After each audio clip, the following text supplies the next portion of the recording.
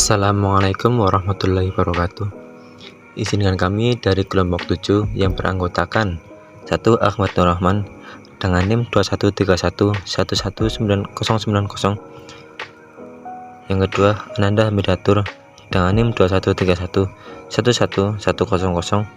Septining Catherine dengan NIM 2131111101 dan Raffi Fakhri dengan NIM 2131111109.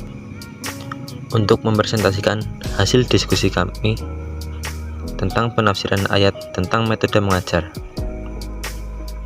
Yang pertama, tafsir surat Al-Ahzab ayat 21, yang artinya, sungguh telah ada pada diri Rasulullah itu suri teladan yang baik bagimu, itu bagi orang yang mengharap rahmat Allah dan kedatangan hari kiamat dan yang banyak mengingat Allah.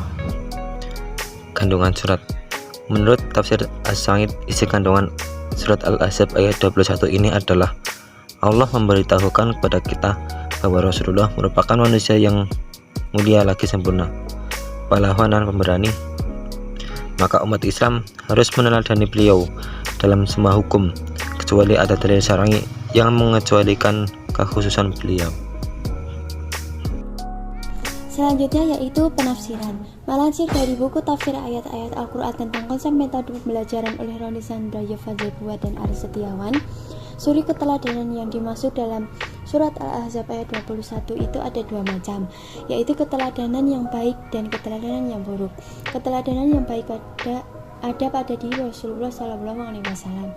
Orang yang meneladani beliau berarti menelusuri jalan yang dapat mengantarkannya kepada kemuliaan Allah, yaitu jalan yang lurus. Sedangkan bersuri teladan kepada selain beliau, maka itulah yang buruk. Kata uswatuni atau iswah berarti teladan. Az-Zaman Hasyari mengatakan bahwa ayat ini memiliki dua kemungkinan makna, yaitu pertama, Nabi Muhammad dalam arti kepribadian beliau secara total adalah keteladanan. Kedua, di antara kepribadian beliau terdapat hal-hal yang patut diteladani. Bagi mayoritas ulama, pendapat pertama adalah yang paling kuat karena kata fi dalam Quran surat Al-Ahzab ayat 21 ini bermakna seluruhnya. Imam Al-Khurafi menegaskan bahwa seseorang harus cermat dalam memilah keteladanan dari Nabi SAW karena menurutnya beliau dapat berperan sebagai rasul atau mufti atau hakim agung atau pemimpin masyarakat, dan dapat juga sebagai seorang manusia biasa yang memiliki kekhususan yang membedakan beliau dari manusia-manusia yang lainnya, sebagaimana perbedaan seseorang dengan yang lainnya. Materi selanjutnya yaitu tafsir surat An-Nahl ayat 125, yang berarti, serulah manusia kepada jalan Tuhanmu dengan hikmah dan pengajaran yang baik, dan berdebatlah dengan mereka dengan cara yang baik. Sesungguhnya Tuhanmu, dialah yang lebih mengetahui siapa yang sesat dari jalannya, dan dialah yang lebih mengetahui siapa yang mendapat petunjuk. Kandungan surat. Dalam ayat ini Allah Subhanahu wa Ta'ala memberikan pedoman kepada Rasulnya tentang cara mengajak manusia atau dakwah ke jalan Allah. Jalan Allah di sini maksudnya ialah agama Allah, yakni syariat Islam yang diturunkan kepada Nabi Muhammad SAW. Allah Subhanahu wa Ta'ala meletakkan dasar-dasar dakwah untuk pegangan bagi umatnya di kemudian hari dalam mengemban tugas dakwah. Penafsiran. Pada ayat tersebut juga disebutkan prinsip umum tentang metode dakwah Islam, salah satunya adalah al-mau'idhah al-hasanah. Menurut Wahbah Az-Zuhaili dalam tafsir Al-Munir, makna al-mau'idhah al-hasanah adalah nasihat dan pelajaran yang baik, serta perkataan yang santun. Nawawi Al-Jawi berpendapat bahwa al-mau'idhah al-hasanah adalah petunjuk-petunjuk dan dalil-dalil yang dapat memuaskan. Ibnu Katsir memberi al-mau'idhah al-hasanah berupa teguran-teguran dan peristiwa-peristiwa yang dapat mengingatkan kepada manusia akan kekuasaan Allah. Dari beberapa pemaknaan ahli tafsir tersebut dapat diambil kesimpulan tentang salah satu metode dakwah Islam, yaitu al-mau'idhah al-hasanah, yakni yang berarti mengingatkan kepada yang lain berupa pelajaran-pelajaran, peringatan dan motivasi, dan perkataan yang lembut penuh kasih sayang, sehingga dapat memuaskan pendengarnya dan menyentuh sanubari, atau dalam arti lain adalah suatu nasihat yang baik. Dalam Al-Quran, Allah SWT memberikan pernyataan mengenai nasihat yang baik, di mana Allah menyuruh untuk menyeru kepada jalannya dengan suatu hikmah dan pengajaran yang baik. Tafsir Surah Ibrahim ayat 24-25.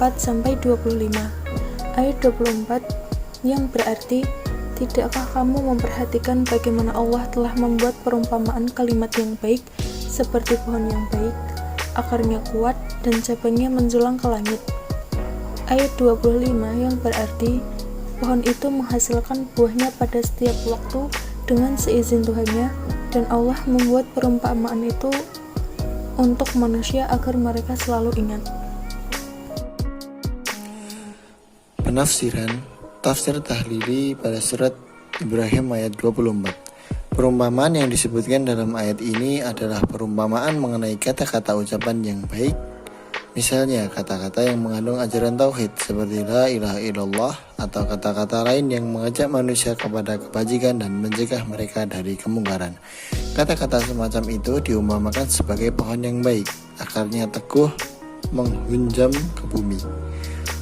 Agar bagi pohon memiliki dua fungsi utama, yaitu menghisap air dan unsur hara dari dalam tanah dan menopang tegaknya pohon. Apabila akar tidak dapat lagi mengambil unsur hara dari dalam tanah, maka lambat laun pohon akan mati. Sedangkan akar pohon yang berfungsi baik akan dapat menyalurkan unsur-unsur hara dari dalam tanah ke bagian atas pohon, dan pertumbuhan pohon akan berjalan dengan baik. Dahannya rimbung menjulang ke langit. Agama Islam mengajarkan kepada umatnya agar membiasakan diri menggunakan ucapan yang baik, yang berfaedah bagi dirinya dan bermanfaat bagi orang lain. Ucapan seseorang menunjukkan watak dan kepribadiannya, serta adab dan sopan santunnya. Sebaliknya, setiap muslim harus menjauhi ucapan dan kata-kata yang jorok, yang dapat menimbulkan rasa jijik bagi para pendengarnya. Kemudian tafsir tahlili pada surat Ibrahim ayat 25. Dalam ayat ini digambarkan bahwa pohon yang baik itu selalu memberikan buahnya pada setiap manusia dengan seizin Tuhannya. Adapun proses pertumbuhan tanaman diperlukan berbagai unsur hara yang cukup banyak macamnya.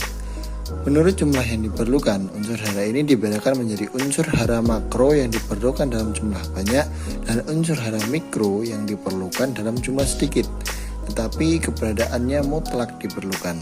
Sebab itu, manusia yang mengambil manfaat dari pohon itu hendaklah bersyukur kepada Allah, karena pada hakikatnya ilmu pengetahuan yang telah diperolehnya melalui seseorang adalah karunia dan rahmat dari Allah Subhanahu wa Ta'ala. Demikian pula halnya kata-kata baik yang kita ucapkan kepada orang lain, misalnya dalam memberikan ilmu pengetahuan yang berguna, manfaatnya akan didapat oleh orang banyak. Setiap orang yang memperoleh ilmu pengetahuan dari seorang guru haruslah bersyukur kepada Allah, karena pada hakikatnya ilmu pengetahuan yang telah diperolehnya melalui seseorang adalah karunia dan rahmat dari Allah Subhanahu wa Ta'ala. Ya, mungkin cukup itu hasil diskusi dari kelompok kami. Jika ada yang belum paham, nanti bisa ditanyakan di grup ya. Cukup sekian. Assalamualaikum warahmatullahi wabarakatuh.